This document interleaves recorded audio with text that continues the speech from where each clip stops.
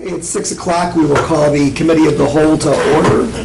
Clerk, will please call the roll. Mr. Jones. Here. Mr. Mark. Here. Mr. Ham. Mr. Bowden. Here. Mr. Hammond. Here.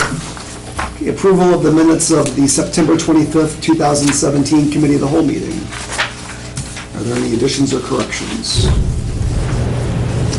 If not, a motion to accept as written. Motion. Second. Second. Motion by Trustee Hack, seconded by Trustee March.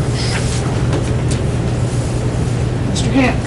Yes. Mr. Mark. Yes. Mr. Jones. Present. This was the September. The September meeting. We didn't have one last one. I was here this time. Yes. Okay. Mr. Bowden. Yes. Amy? Yes. President Cross. Yes. All right, public comment. Sure, go ahead. What I just shared was my update on the ICC filing. Sorry, for record, Jim Bellotto from Mafia. So we've got some good movement with the Illinois Commerce Commission, which we're really happy about. So we've been, because of the rate structure that we agreed to, something a little bit out of the box for the ICC. So we worked it all out with them. It's going well, no problems at all. But so a lot of the discussions and the approval process have been happening kind of behind the scenes. So now we're getting to the testimony stage. So we're gonna we filed our petition in June 8th, I believe it was. Our testimony we're filing December 4th. So what the testimony is, it's Paul Hanley, our controller, and then Craig Blanchett will actually do testimony and more of the details of the case and the finances and things like that. Then what happens is the ICC staff will come back. We'll have a meeting. In fact, our next status hearing is December 19th. At that time, the administrative law judge, Jessica Cardoni, will set the schedule and say, ICC staff, you have to have a response to their testimony by a certain date. Most likely, that's probably going to be in the beginning of January. But during that time, we'll get a series of what they call data requests, DRs. Will ask us questions that maybe they're not clear enough into the testimony that we present, or they're thinking some other way, just the clarification questions. Then we usually come to the staff, and ACO come to an agreement for the most part, and the ALJ, the administrative law judge, then we'll give a recommendation to the ICC, the commissioners of the board. Most likely that'll happen in March. So I feel like we're in good shape. Once the Illinois Commerce Commission hears it and votes on it in March, I'm hoping it's March, the ICC controls the schedule, then we can close 30 days after that, 30 to 45 days. So the goal is to get this done by the June 1st, and I feel confident that we can do it. We've gotten a lot done quietly behind the scenes, which sometimes that's the best way to do it. So we're looking forward to it. And a couple other notes I've been talking with Greg and Troy about getting a meeting scheduled with our engineer, Keith Mulholland, so we'll probably get that done in the next couple of weeks. We threw out some dates that just weren't working for everybody. So we could actually start kind of the laying out of the new water source coming our way. So by the end of this week, the water to the University Park on the pipeline, it's live right now. They've been flushing and doing sections, and some sections weren't coming back as good as others, so you keep flushing and getting your chlorine levels and things back. So we're good to go now. So by the end of this week, it'll be live. You just won't, in University Park, you probably won't notice the water difference for about 2 weeks. Okay. It takes about that to, so we got 2-3 million gallon tanks in Bourbonnais that one's got to fill and the other's got to go. I'm no engineer, but they told me about 2 weeks is when you'll actually start noticing the difference in the water. So that will be the water that'll eventually get here to Peotone. So we're excited. Things are moving very smoothly, on track. No real surprises. Nothing that we weren't able to get through. So we'll start. We have internally at ACO been having our meetings. We have our transitional meetings. So internally, our billing people, our operation folks.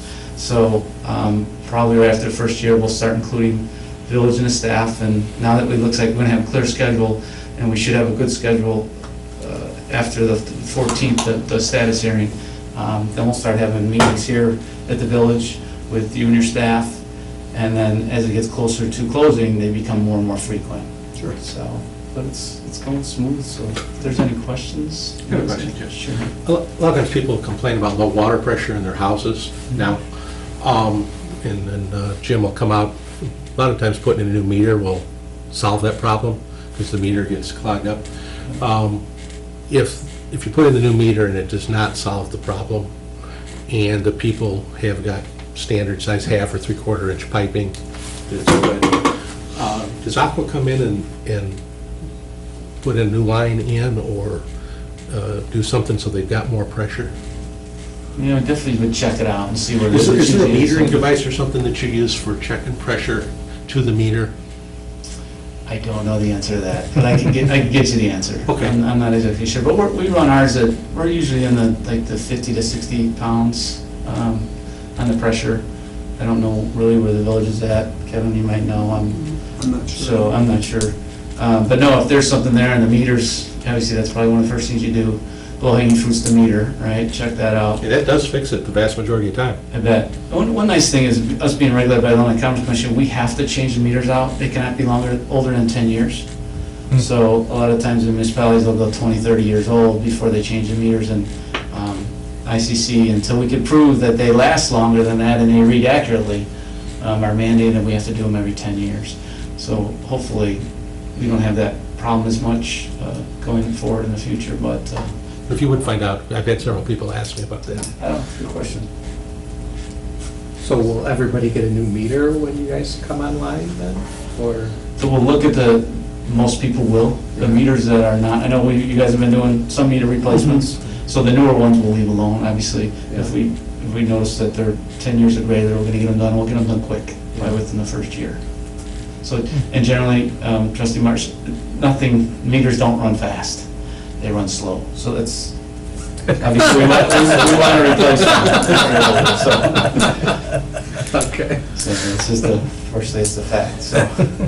If that pipeline's running, when this is all approved and done, how long will it take to get from there to us using your water? If everybody cooperates on easements and right-of-way, I'm sure probably construction itself, probably less than 6 months. Okay. The permitting's really not that big of a deal, that the really only unknown is the easements. Right-of-ways generally, you can work with, the government entities are fine with it, and we prefer the easements for obvious reasons. So if the road expands, who's ever doing that road expansion, they're gonna pay for that pipe movement versus our customers. So it's a safeguard for our customers as well. So, General, somebody asked me the other day, they said, what happened in Flint, they went from water to river water, is that correct? That's And correct. so what was the downfall there? It says they didn't test the water after that, or they, They went from two different sources. One was, I think, one river source versus another river source. oh, okay. Yeah, they failed kind of water management 101. Yeah, they did not test it properly. They just kind of switched it over, Mhm. and it was not good for the industry. But that obviously doesn't happen here. In this particular case, we've been using the Kinky River water for years and years and years, and the plant hasn't changed in treatment or anything like that. So. But, so was it the quality of the water going in there, or was it just because it was different water affecting the pipes that were already there? A little bit of both. So there's the quality of the water that they were pulling out of the new river, Okay. which was their old source, the quality of that, and what a lot of utilities do, they put, I don't even know the name of the chemical, but they put some very little bit in the water that helps line the pipes, so that the lead, and if it is lead pipe, it stays intact. And that didn't happen on the new source that they had as well, so it was just poor management, what it came down to, so. I could get you exact details, but I know one thing, it was, people will probably end up in jail over it, and they should. Well, and I don't need the details, I just want to make sure it doesn't happen. Yeah, no, exactly. That'll make sure. Exactly. When you guys tie in, how are you bringing it over? The new water source? To Peotone? Yeah. And that's where, well, we'll definitely go to where hopefully as close as we can to where the existing pumps are at, or the towers. But the exact location on the road is that's what we need to determine. And to be honest with you, we're gonna try to avoid the township highway commissioners at all costs. And this is the record, they're just not reasonable people to deal with. So I'll leave it at that. So, Do you have to purchase easements? yes. Yeah. So, went up Route 45 with a big loop that kind of went into the other side of Mantino, coming in from the west side of Mantino. We had some people that had, there were property owners along 45. Hey, I'll give you the easement, because they understood it just increased the property value. Other people made it very difficult, and you never know, it could take a 10-foot stretch that could really hold up a whole project. So we try to avoid it. And with water, it's a little easier. If we have to, we'll just go back across the street and go around them. But you really try to avoid doing that. And we're very fair. With the UP pipeline, I think we had 104 or 107 parcels. We went to the ICC for eminent domain powers. We have that, but we have to get approval from the ICC to allow us to use it. We never needed it. We worked everything out with them, negotiated out, so you're obviously very fair. And it's a little different. We're not an oil pipeline where if it ruptures, you have some major problems. If this ruptures, you have mud. We can get through that.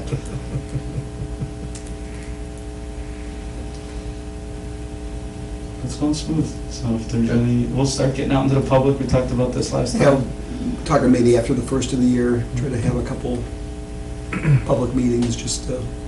Did they ever extend that legislation?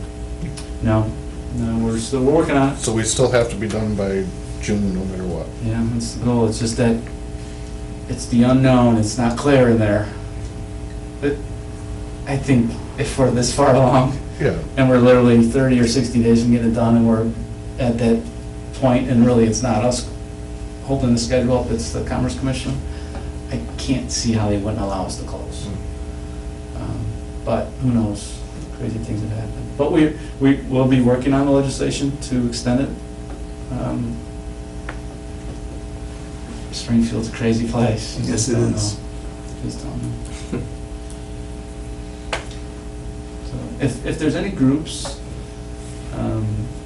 doesn't matter the size, a small little homeowners group, Rotary Club, whatever, you want us to do a presentation in front of, prior to, after we close, whatever, just let us know. We're more than happy to do it. So we have, Kevin Culver and Mike Stone live in town too, so they're more than willing to talk to groups as well, and having a local guy is always helpful. So what we'll do as well. So just keep that in mind and just reach out to us, and we'll schedule it with them. Just give us a name and number, and we'll make it work. Good. Anything else, guys? All right. Thank you, Jim. Appreciate you. Appreciate the update. Oh, no problem.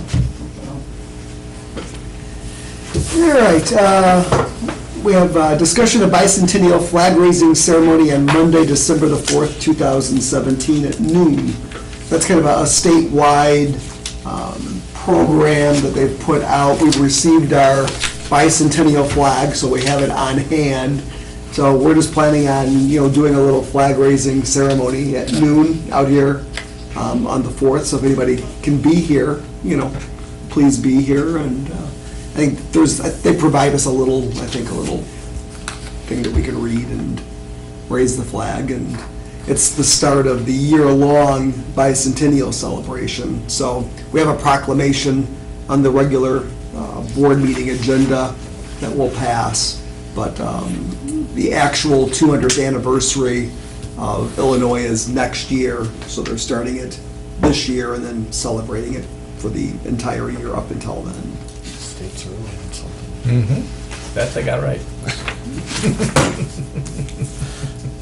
But just wanted to make sure everybody was aware of that. So noon on December the 4th. Any general discussion for the committee of the whole? I had a couple people contact me. The people that must live on the corner of Ratchie and Wilmington Road, cut down a bunch of limbs and stacked it out on the corner of, there's actually a big double lot there that's vacant. Okay, I know where you're at. It's the next one, that first house you come to. But they stacked pine tree branches right on the corner. Okay. They were concerned with wind and stuff, it might blow out and create an accident. Okay. And I explained that it's beyond branch pickup time, Right. but if it is a safety nuisance, they'll probably take a look at it and maybe should say something to those people, hey, don't be Right, stacking stuff. okay. Take a look at it. I saw that it looked like they did a little bit of touch-up at Second Street. Yeah, that was a few weeks ago. Was it? Yeah. Okay, I just happened to notice it the other day. Yeah, it definitely looks better than it did. Better. How's the Public Works building coming along? I think they've got the boilers in. Is the electric all done, I think? As far as I know, the majority of it's done, like, they can start moving once they get caught up with leaves. A couple of the floodlights were actually brighter than I think everybody thought they were gonna be. And they were lighting up Dan Grimala's house next Oh, door, really? so 2 of them are shut off right now until they can reposition them. Because I actually sent Bob over there, said you better go talk to him. He said that he couldn't even sleep at night. I wanna be a good neighbor. Right. But as far as I know, there's no reason they can't start moving in. Once we move in, can we have like an open house? So the Oh, public- definitely. I think public once can we come in. get established out there, I think it'd be a good idea. So we were talking, I was talking with Kevin before the meeting, and he had talked to Bob today, so we're gonna try to do, leaves through this week and weather permitting through next week is what we're looking at. So next week would be the last week of leaf pickup, December 9th would be the Yeah. last day. unless weather turns dramatically before that, so. What do they do? I've seen people like pile leaves and sticks and everything like all in one pile. Yeah, and How do that's, they- we've put it out there, several times, and it's leaves only. Yeah. And that becomes a little bit of a dangerous, situation for our guys, so. I mean, I don't know if they That's- go around it, or, I don't know what Bob's they're policy doing. is. Yeah, That would be mine. If it's got other stuff in besides leaves. they just don't pick it up, Oh, good. because it is definitely a safety issue. And Yeah. definitely want to remind people to put the leaves in the parkway, not the street. I've seen several instances still where they're going in the street Yeah, and they're halfway getting into down. the storm sewers Yeah. and blocking that, so That's not good. definitely just in the parkway, please. Probably shouldn't bring it up, but I'm gonna ask. Go ahead. That house on Ritchie Road, have they I gone- believe that's going to planning, and I believe they're applying for a variance. Okay. That's the last I was told. So he was made aware of the fact that he was doing it wrong, and now he wants to come back and request a variance. I can't speak for what he knows or what he said or what he thought. My conversation with Tom Pankey, when it was first brought to my attention, it was prior to, any of that being applied to the house. Tom contacted the builder, made the builder aware, and then it's proceeded from there, so. So what happened? So it was, the house being built on Ratchy Road was platted after the ordinance was passed in 2006, I think it was, 2005, 2006, that requires either brick or a hardy board, some type of other material on the first floor. A masonry type. Right. Right. They applied vinyl siding Right. to the house. So there was a stop put on. Okay. I was At that wondering why time. they Yes. didn't. And then now, through conversations, with the owner, the builder, I think that's the next step that they're taking. We looked at our ordinance. Anything is variable, they can apply for a variance, for pretty much anything. Whether or not a variance is granted, that's a whole nother subject, and that's up to initially planning and zoning. The key on that was the fact that he was made aware of it, because some of the people that owned lots there saw that the foundation was not built to accommodate masonry product. And this was before they started going up with it. And so it was, everything was understood. So to have, I don't want to say a slimy builder, but somebody come in and try to pull the wool over your eyes. Well, I think my biggest fear with it is, what if that variance isn't granted and they don't want to change it? Does that house just sit there like that? I don't know, Kevin. Sit there too long, they'll do something to correct it. Too much money involved. Somebody's got money Well, I tied think up that's in my it. biggest fear, is I don't want it just to sit there. But I don't want to talk too much about it because, you know, I let the process go, you know, and then we'll deal with it when it actually comes to us to deal with it.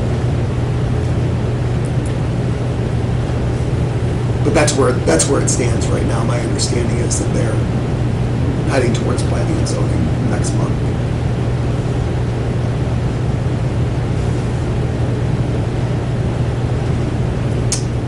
Christmas in the Village, December the 9th, so that's coming up really fast. Got our last meeting next Wednesday. Okay, Yeah, mostly just a final discussion of our plans and Right. what's, so yep, the schedule's out there. It's another full day of events, so hopefully the weather. hopefully the weather. Cooperates. Exactly.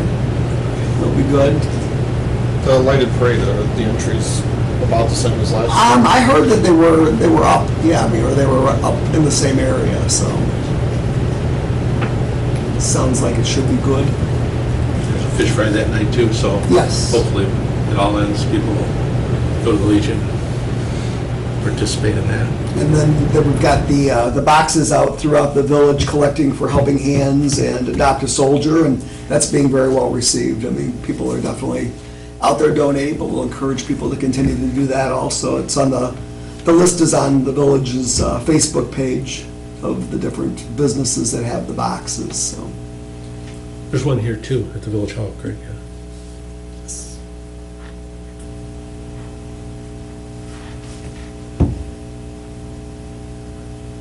Anything else? Just because we have time, Sure. what are temporary signs? What are, you know, like, there's, somebody stuck signs in for like an auction or something.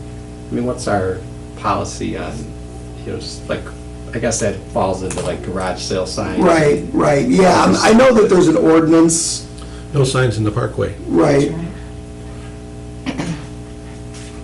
I'm just curious, they're kind of all around the fairgrounds and, you know, Route 50 and stuff, I just wondered. And then the other thing was, you know, the new church, I mean, the Trader Street, they put up a, kind of a temporary sign there. I mean, they've done a great job. Yes. But I just want to make sure everybody's following the rules, so. They're not supposed to be. No, I didn't think so, so, And garage sale signs are supposed to come down that same day. right. right, Okay, so just, Is Buddy still doing code enforcement? Yes. Through the winter? yeah, he cuts back on hours, you know, during the winter, because it's not as busy, but he's still in, I think, at least once a week. Did he get his knee done? I believe so, yeah. Is the car still running? That I'm not sure of. We had a discussion about that the other day, so. The Verizon store still got plywood on its window, I think, front door. I think so. yes, they do. Yeah, you should probably see it every day. Yeah. And the landscaping looks horrible. Yeah. I mean, luckily the leaves, you know, fell off of most of the weeds, but, you know, it's not good. Okay. Are we at the point where we can start finding them? Yeah, I don't know, I'll have to have Bud take a Yeah. look at that and see where we're at on. It's kind of a bad location to have a crappy looking building. Yeah, Yeah. Sure. Welcome to Peotone. right. Right. Kudos to the people that redid the finish on the house next to Al Harms's old building. That looks nice. Yeah, 100% turnaround. They really, Go ahead and see I that. didn't see that yet. we got one more to go.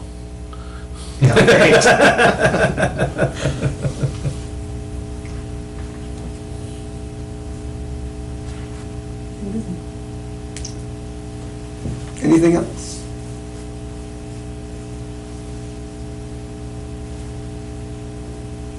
Right, if not, I will entertain a motion to adjourn the committee of the whole. Motion. Second. Motion by trustee Jones, seconded by trustee Bowden. Mr. Jones? Yes. Mr. Bowden? Yes. Mr. Hack? Yes. Mr. March? Yes. Meeting is adjourned. We will reconvene at 7 o'clock for the regular village board meeting.